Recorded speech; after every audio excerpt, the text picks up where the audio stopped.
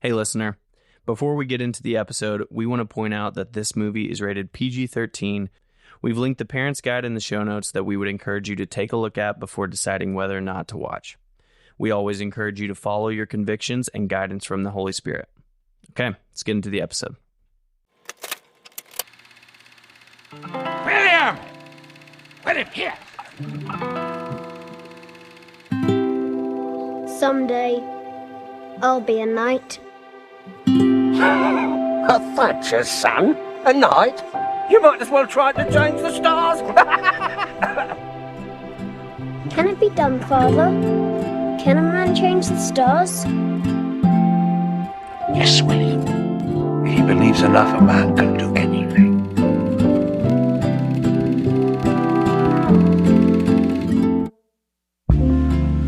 Okay, listener, this is a very, very special episode. This is our first ever guest on the Credits podcast. I did say, this is Connor Lanham speaking, for those that are... Yeah, you just started as a voice. I did. I was just, hello. I just want to say to the people out there that I said this is the top 30 honor of my life. And it just felt like I couldn't...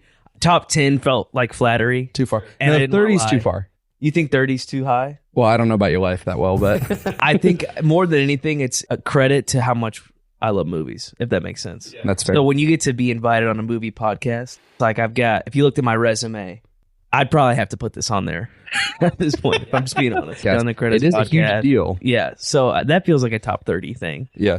Top 30 is honest, and it's still a huge compliment to me. I'll take it. I hope so. I really meant it. I took 10 seconds and was like, yeah, 30. And so thank you guys. Can I Yeah. say thank you? Dude, you're welcome. Thank you for saying yes and being on the podcast. Of course. Listener, you probably saw his name on the title of this episode, but this is Connor Lanham.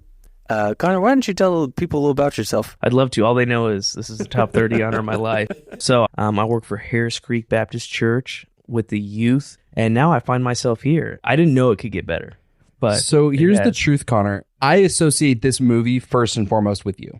Really? That is a massive honor. I think I'm so excited to I hear that. found that out after Kyle and I shared some comments about this movie. For me, this is one of my dad's favorite, and I grew up watching this movie. Let's go.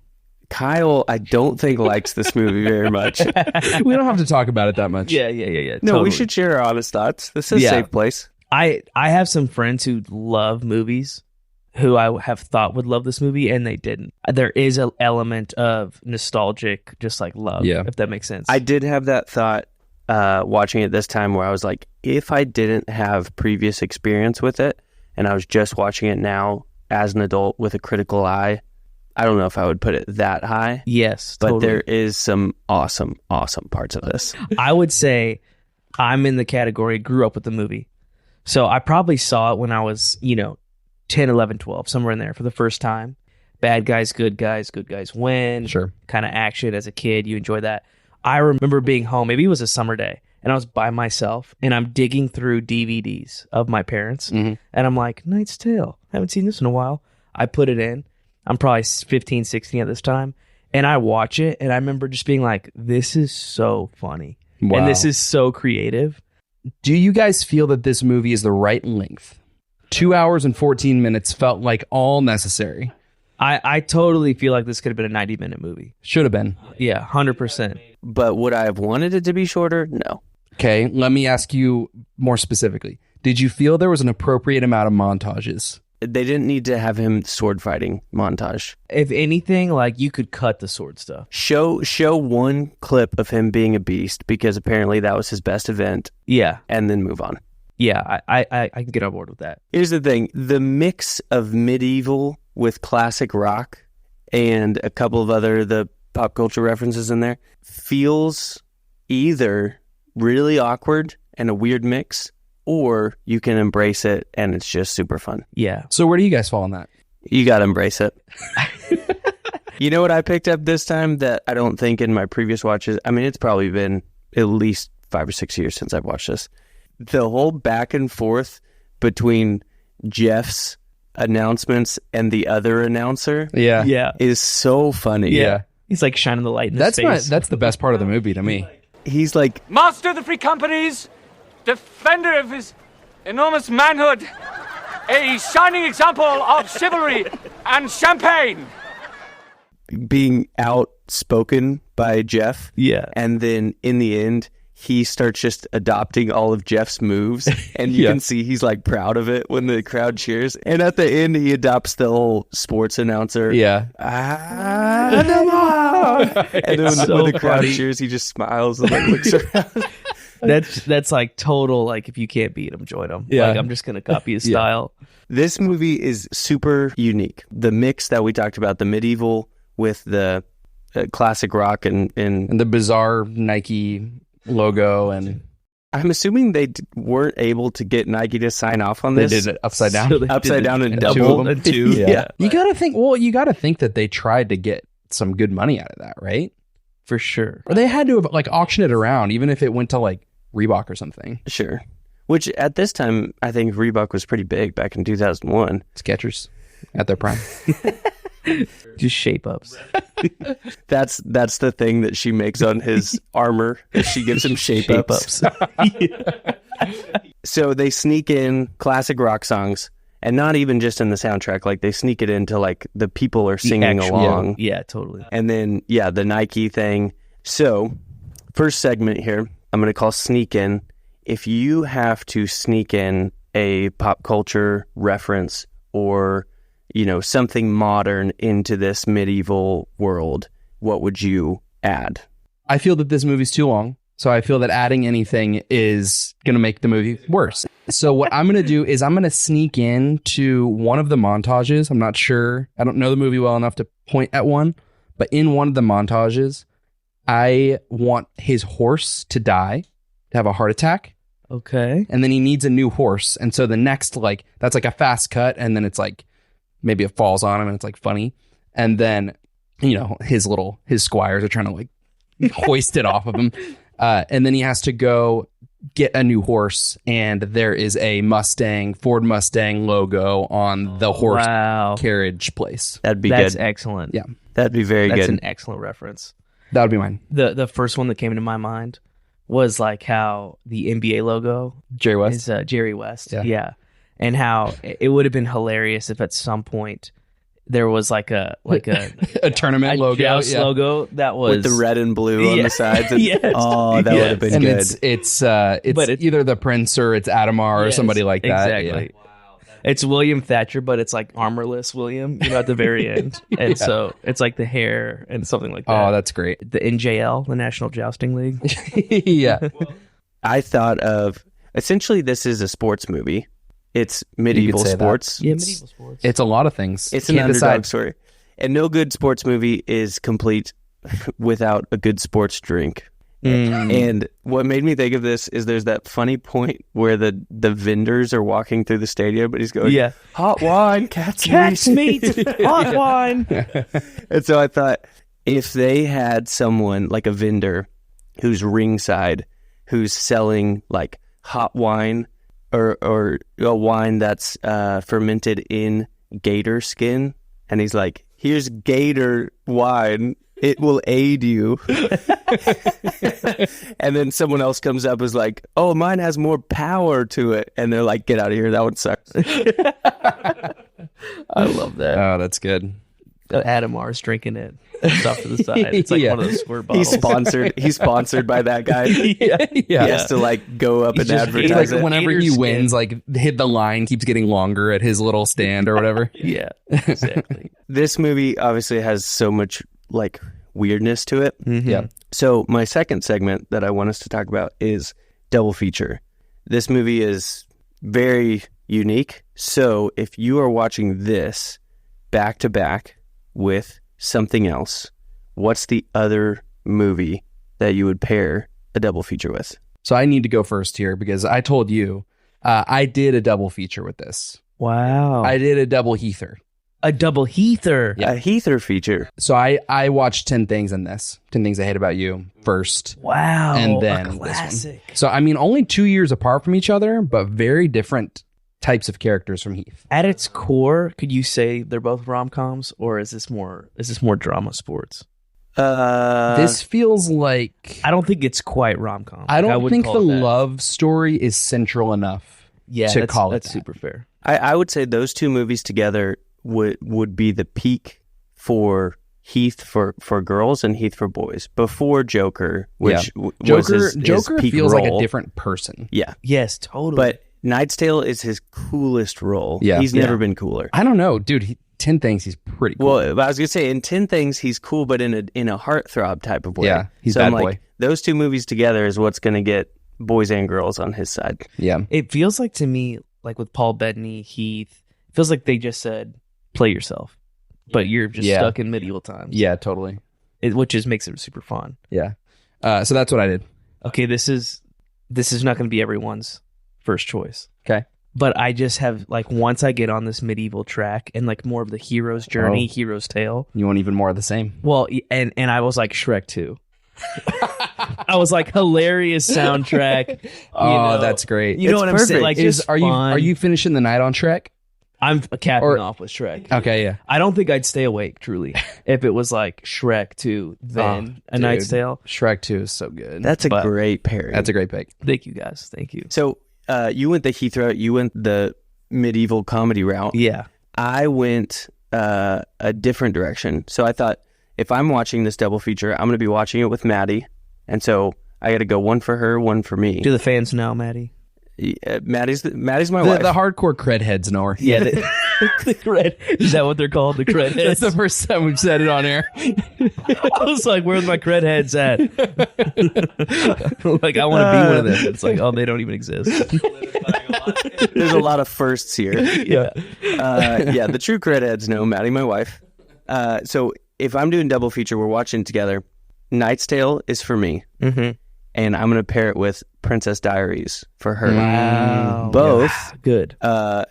Princess Diary, Knight's Tale, both royalty and literature. Didn't even plan that, but that's just how the names turned out. Okay. But both are about a A commoner becomes commoner noble. becoming Yeah. noble. Yeah. They didn't know, or something happened. But one's a little bit more rugged Yes. and manly, and one's a little bit more for teenage girls, and both are fun. Yeah, both are fun. Mhm. Yeah. I would say that's how I feel about this movie. Like, there's it's not like my top 15, probably not even top 25 in terms of even like movies I enjoy.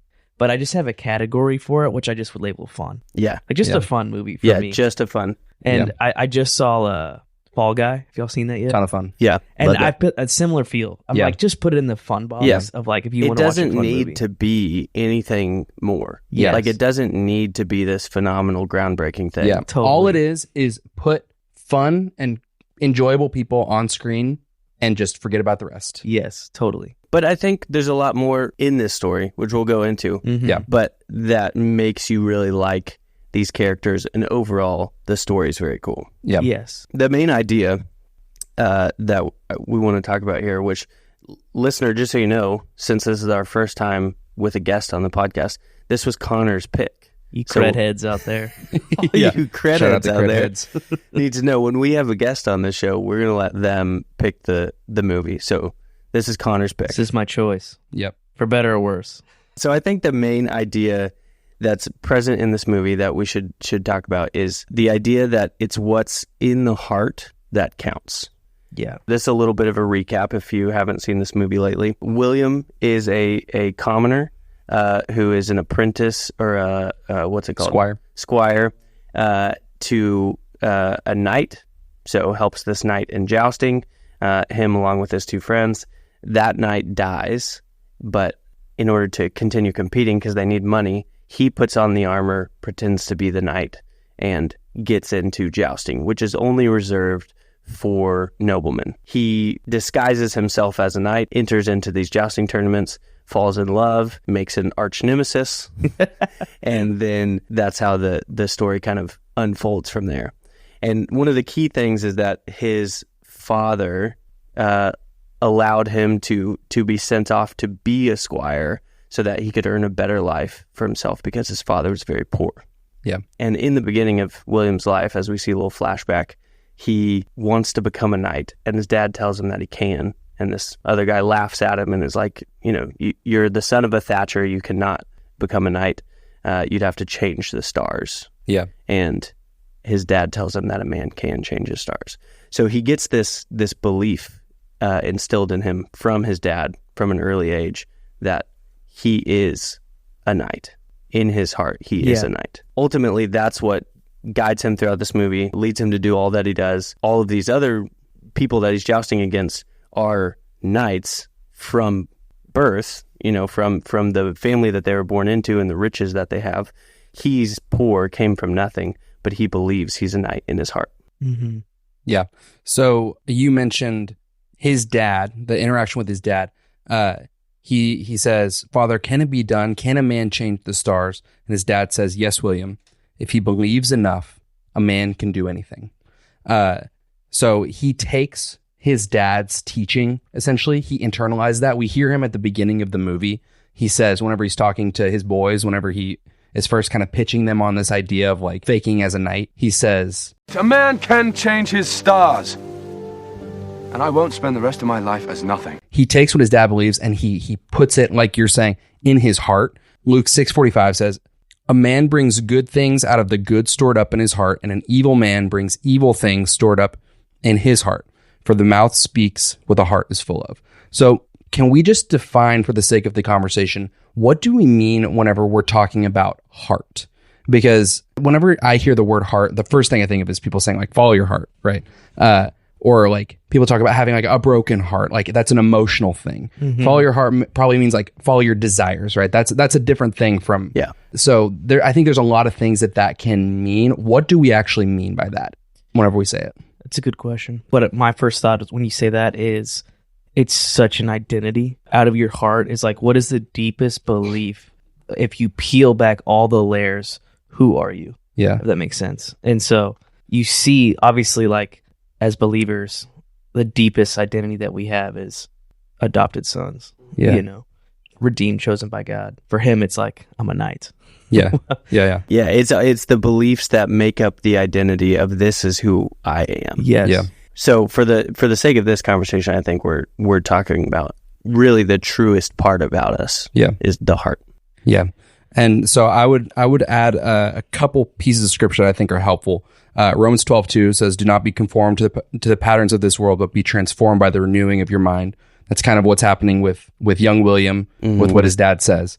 He hears it, he renews his mind around the idea of this is possible for me, and then he acts based on that. Proverbs 4:23 says, "Above else, guard your heart, for everything you do flows from it." And then he tells us how to do that.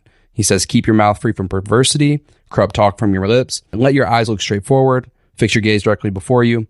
Give careful thought to your paths of your feet, and be steadfast in all your ways. Do not turn to the right or the left. Keep your foot from evil." So basically, he says, how do you guard your heart? You do these things. You do not step outside of what God has for you. So it's a physical walking out of, like, if your actions are protecting your heart from something, right? So it's both a renewing of your mind. It's something that's happening internally in your thought life, but it's also happening externally. Right. Within the movie, there's no better example of that taking place than when his whole friends and his entourage is like, run. Yeah. Run. Yeah. And he just stands there for a minute and he's just like, I will not run. Yeah. And then he just stops. Like the last thing he says is, I'm a knight. Yeah. Yeah. There's a quote from Martin Luther, and obviously he's famous for the Reformation. Yeah. But he talks about where the battle is waged is like where the loyalty of the soldier is actually tested. I'm kind of paraphrasing.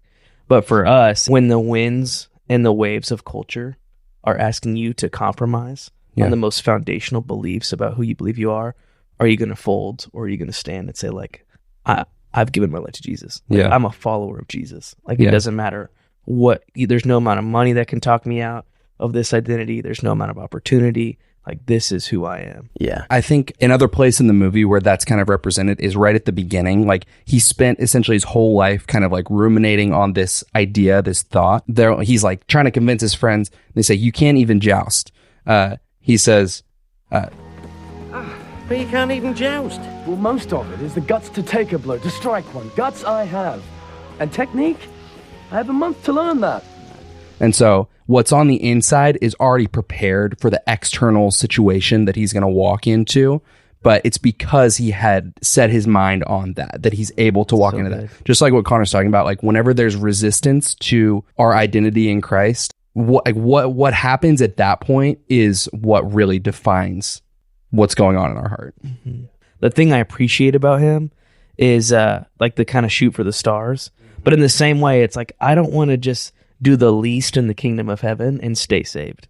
Yeah, totally. There's a little bit there with Roland and Watt, who he convinces them to finish that initial tournament where he's pretending to be with the helmet gets nailed to his head. Or not nailed, but stuck. And they pretend he just can't get it off. Yeah. It's like you could so easily slide that off. But then after they do that, like they've done it.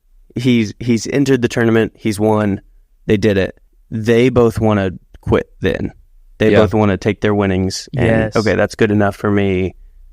He's the one who wants to go further. And like you're talking about, not just doing that bare minimum, but going all in on this belief that he is a knight and he's going to continue that way. So for us, going all in on the belief that Jesus is the only way and our identity is in him, so our lives are going to be about him. Yeah. I love how they literally throw that idea in your face like 2-3 minutes in the movie. You remember when his mentor, the knight's dead, and he's like, What's your name, William? I'm asking you, William Thatcher, to answer me with your name. It's not Sir William, it's not Count or Duke or Earl William, it's certainly not King William. I'm aware of that. You have to be of noble birth to compete. Yeah. He's just like hammering him with these things. But I love, after they win, kind of what you just referenced, Roland says, I don't want glory and riches, William. I just want to go home. And it's kind of this like settling for like the bare minimum. And it made me think of the C.S. Lewis quote, which you guys are probably familiar with. But C.S. Lewis wrote, "It would seem that our Lord finds our desires not too strong, but too weak. We are half-hearted creatures fooling around about with drink and sex and ambition when infinite joy is offered to us, like an ignorant child who wants to go on making mud pies in a slum because he cannot imagine what is meant by the offer of a holiday at sea. We are far too easily pleased." Like that's kind of what I kept thinking, where I feel like the Williams entourage is just far too easily pleased. Yeah. And I love how he's like, no, I don't want to end up my life being just nothing, So yeah, that's so good. Did you like the flashbacks?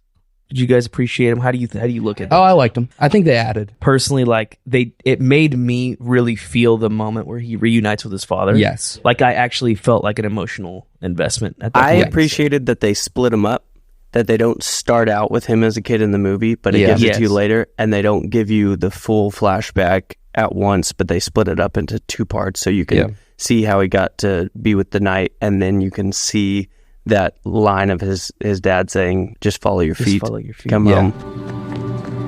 Father, I'm afraid. Of what? I won't know the way back home.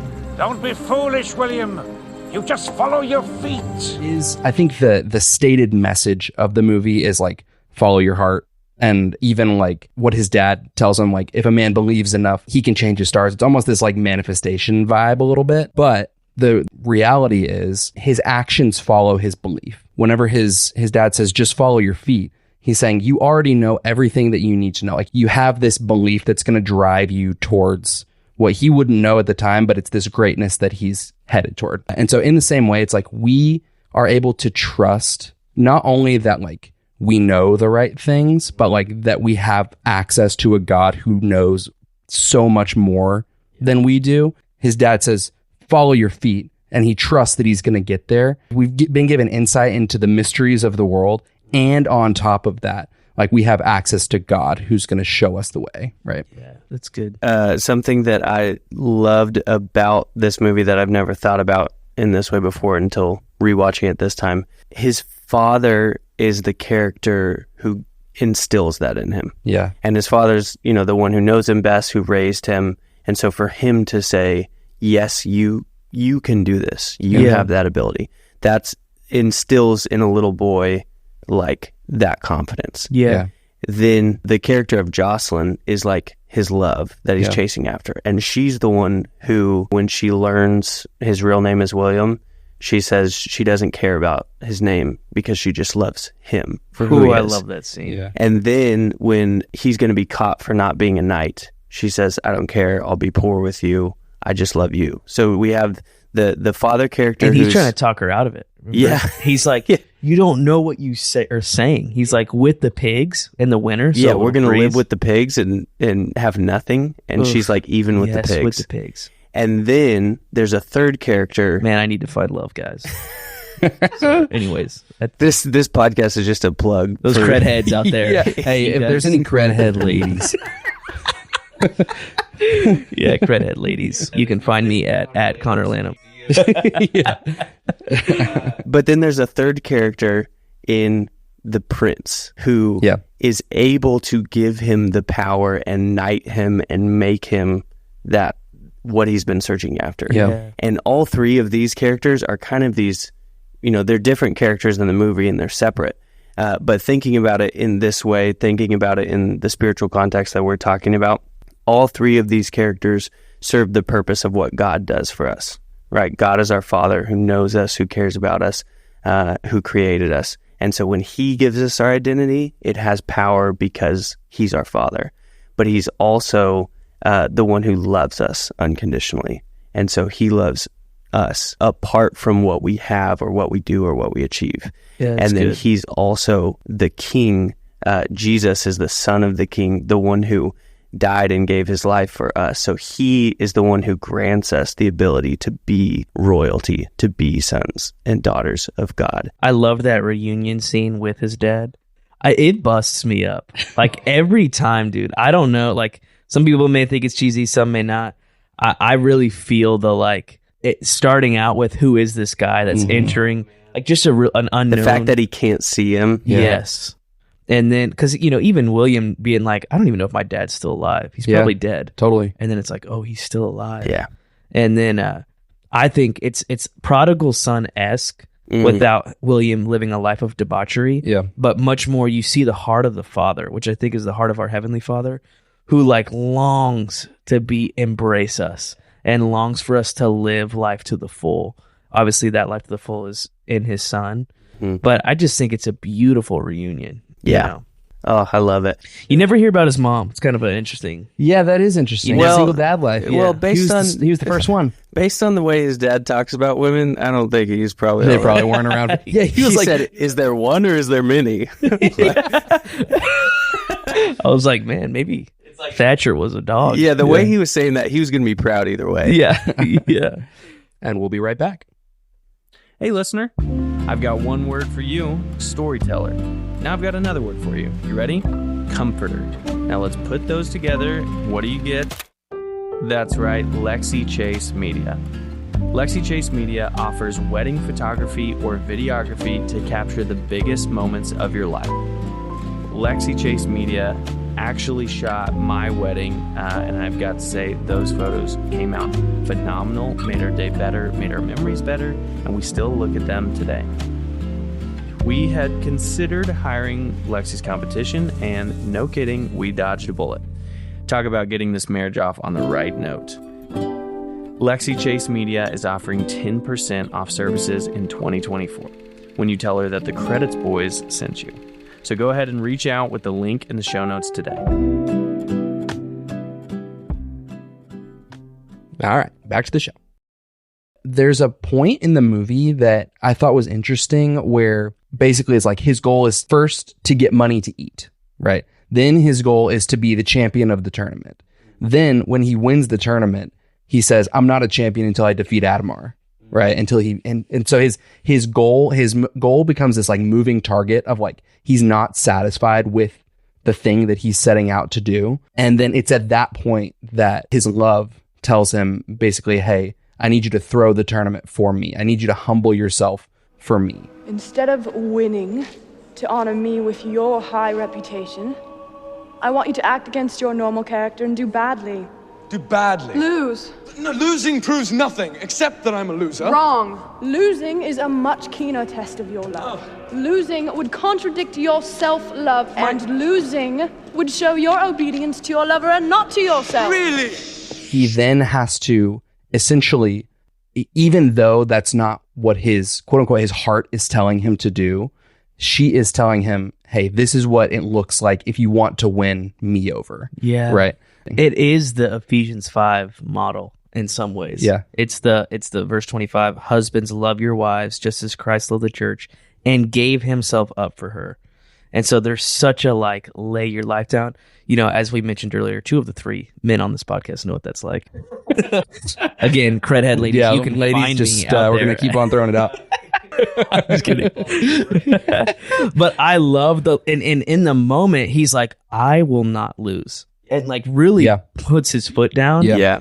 And I just love that the next day, it's like, I love her. Yeah. I love her. So I will lay my life down in a sense. Yeah. I think you hit the nail on the head pointing out he has these moments of, no, I won't do it. And I'm going to do it for me. He has that selfish want and wanting to be the champion and wanting to be Adamar and wanting to be a knight. But his true heart is also for the people he cares about. Yeah. For Jocelyn, who he loves, and for his friends. When he finds out that he's going to be jousting against the prince and not allowed to, he has that realization of like, oh, the prince is here because he wants to do this. And I know what that's like. I want to honor him by doing it. Yeah. He has that selfless thought. And then later on, that comes back around when he's in the stocks and he's been caught that he's not a knight. That same prince comes up to him. What a pair we make. Both trying to hide who we are. Both unable to do so.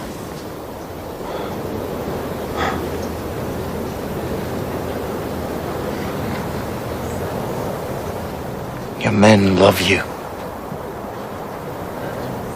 If I knew nothing else about you, that would be enough. But you also tilt when you should withdraw. And that is knightly too. Your men love you. If I knew nothing else about you, that would be enough. That's one of my favorite quotes in any movie. It was beautiful. And I haven't really taken note of it before. But then he says, but you also tilt when you should withdraw, which is a reference back to something they said before about how he leans into it. Yeah. And he says, and that is knightly too. And then he tells him to release him. So he's saying who you are because you care about your friends and your men who are around you love you and support you. That is what is knightly. Yeah. And I see that about you regardless of your birth or what you have. Yeah. It's almost twofold. He goes, you tilt when you should withdraw. Do y'all remember when he's hurt and William shows him mercy? Yeah. When he didn't have to. And Adamar, remember they flashed to Adamar? Yeah. And Adamar's like, he should have finished him. Yeah. Mercy's his weakness. Yeah. But like, that's the thing that kind of reveals his character. I love the twofold. Like, not only did he compete when he wanted to compete, but he showed mercy when his opponent was like actually hurt. Yeah. And kept his honor to finish. I just love it so much. How much your friends are deeply loyal and love you reveals so much about you. Where you just see the Proverbs 26 is like, many a man proclaims his loyalty, but who can actually find a trustworthy friend? Yeah. It's like, who's actually going to stand there when I'm accused or by my side when I've fallen? It's a beautiful representation of Galatians 6, 7 through 10 says, do not be deceived. God cannot be mocked. A man reaps what he sows. Whoever sows to please their flesh, from the flesh will reap destruction. Whoever sows to please the Spirit, from the Spirit will reap eternal life. Let us not become weary in doing good, for at the proper time we will reap a harvest if we do not give up. Therefore, as we have opportunity, let us do good to all people, especially to those who belong to the family of believers. So he is a noble knight in his heart. In those moments when his opponent was injured, when he realized it was the prince, all these things, he is just acting nobly and justly. Yeah. And when he has the chance to do wrong or get back at people, he doesn't.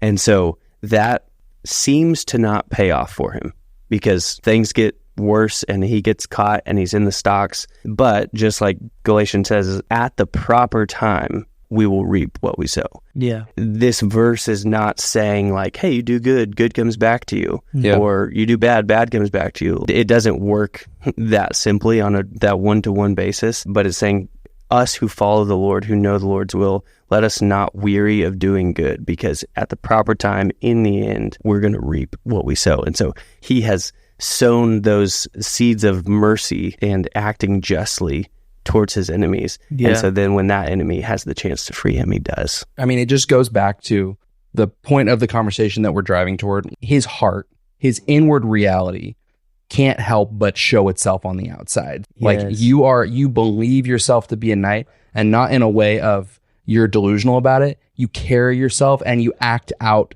what a knight does. So therefore that's what you are. Matthew 7:18 says, a good tree cannot bear bad fruit, and a bad tree cannot bear good fruit. The inward reality is coming out regardless of what we try to do, what we try to cover up with. Like the reality is what's on the inside will be on the outside. Also, of what you referenced of Adamar whenever he's watching William. Why didn't Ulrich finish him? He shows mercy. Then he shows his weakness. That's all mercy is.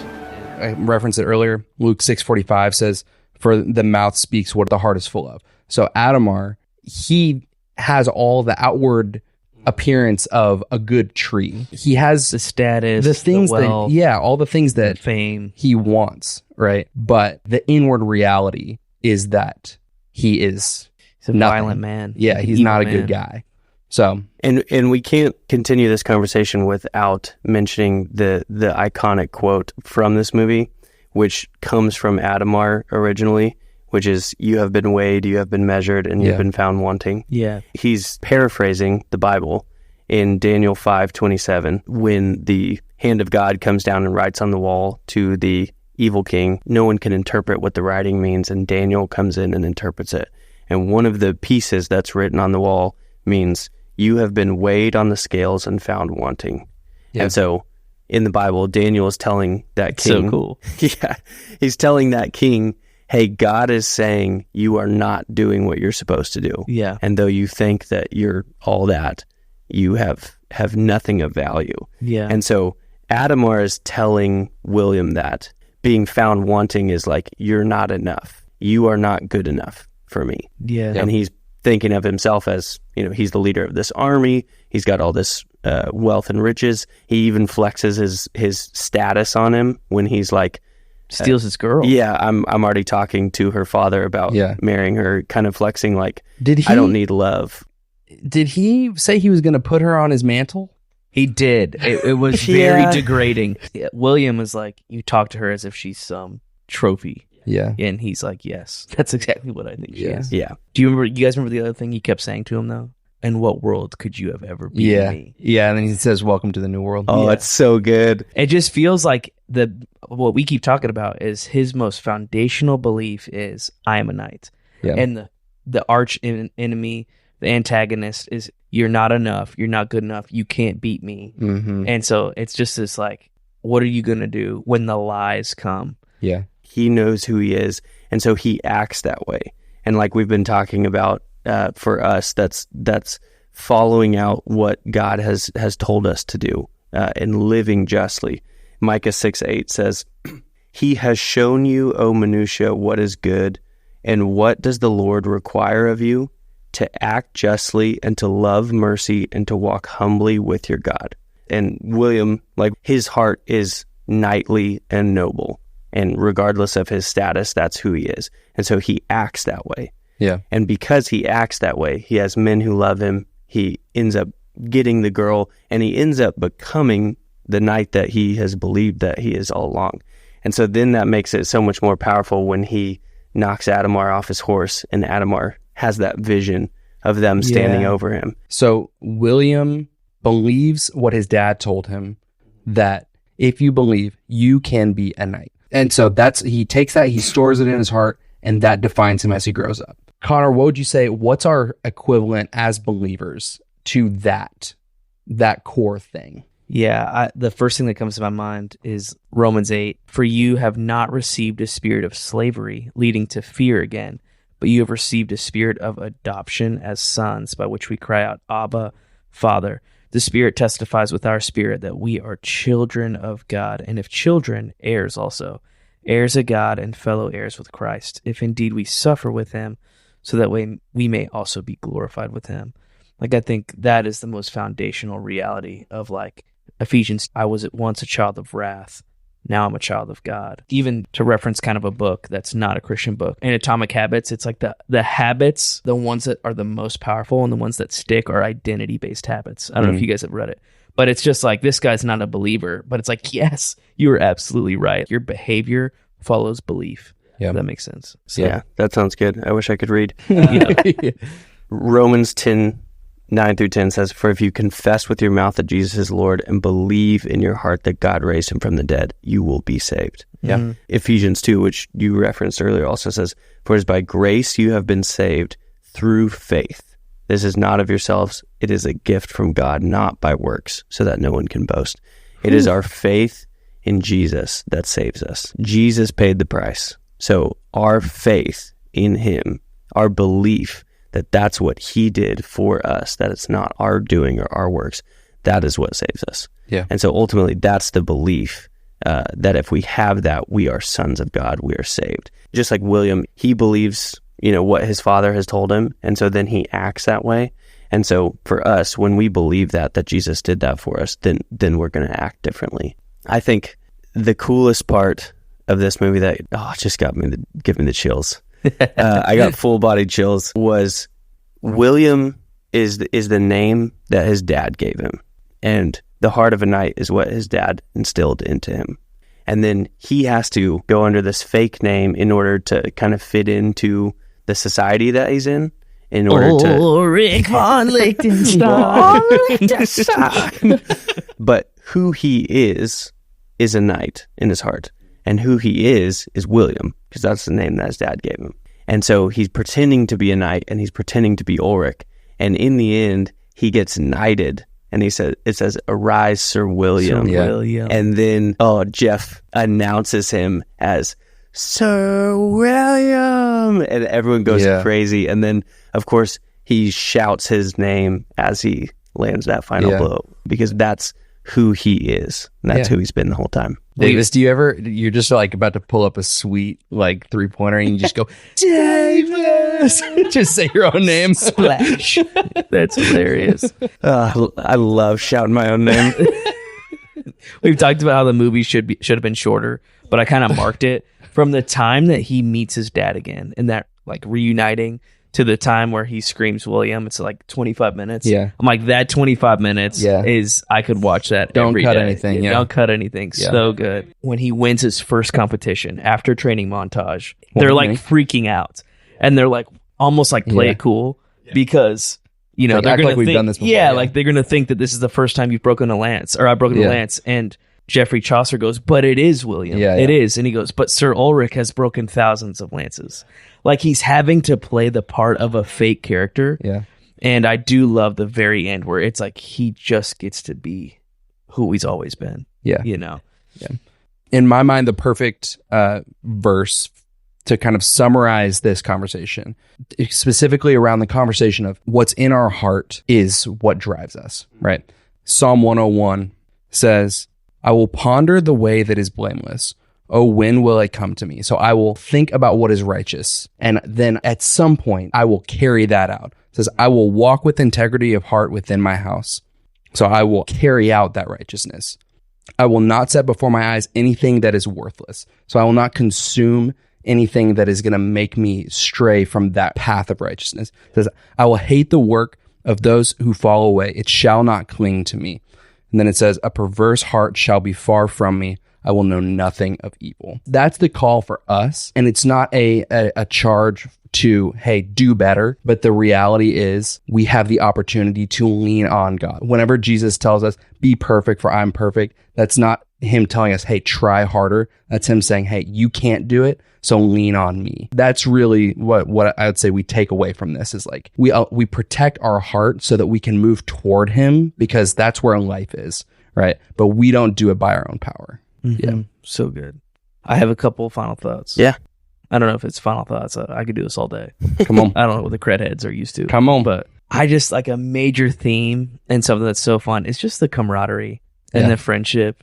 It's like, it starts out with, it's just Watt, Roland, and William. Yeah. Then the kind of And the whole dead gang and the dead guy. And I do love the side note. I love that phrase. Well, he's a half-starved little scarecrow, but he's got spirit. I'm like, no, remember whenever his dad drops him off? Yeah. And he's like, show me your teeth. Yeah, He's that's like, right. Flex your arm. Yeah. I'm like, I've had some men in my life be like, he's a half-starved little scarecrow, but he's got spirit. Redhead ladies, just keep that in mind. I'm like, just want to say, I am content in my singleness. But there's so many fun little friendship moments throughout the movie. And then I love the kind of the more serious ones when Jeffrey goes back to his sin and Jeffrey goes back to gambling. And there's a real moment where he's like, I don't have the money, and he could easily say good riddance. Yeah. But he's like, you're going to get it. Like, this is, I've said that this is my friend. And I feel like we've all, we're all on this couch and we all have different stories, and even like the credheads out there. But you got to have those friends that when you feel like you've backslidden or you feel like, man, you've fallen short, that just kind of help you get back to your knees, And so I love that aspect of the movie, of there's such a community friendship bond. Yeah. And we talked about it earlier before we started filming, but even Paul Bettany off screen in an interview was like, we just had so much fun making this movie. Yeah. And you can feel that. I'm glad that we got to team up. Me too, guys. I just want to say it was an absolute honor. Top Speaking 30. of friendship, Come on, baby. up. Did it climb higher? Honestly, 29. we'll see. On. Yeah. And maybe 25. And maybe 25. I will put this on my resume. Oh, let's go. I'm really glad that you chose this movie because I love this movie. And and if it wasn't, you choosing it, I don't know if we would have done it. never well. done it. No, with Kyle the hater over there. Hey, I'll do any movie you pick. Here's the truth. I like this movie more because of you guys. Thank you. And that's what we hope this podcast does a little bit. Yeah. Guys, thank you. Thanks for Hey. having me on. Dude, thank you. Truly an honor. So much fun. It is an honor for us. To my lords, to my ladies, to everyone else here not sitting on a cushion.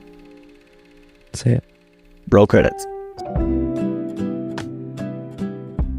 Don't forget to follow us on Spotify or Apple Podcasts and on Instagram @The Credits Podcast. If you know someone who would enjoy this episode, go ahead and shoot it to them in a text. If it doesn't brighten their day, it'll certainly brighten ours.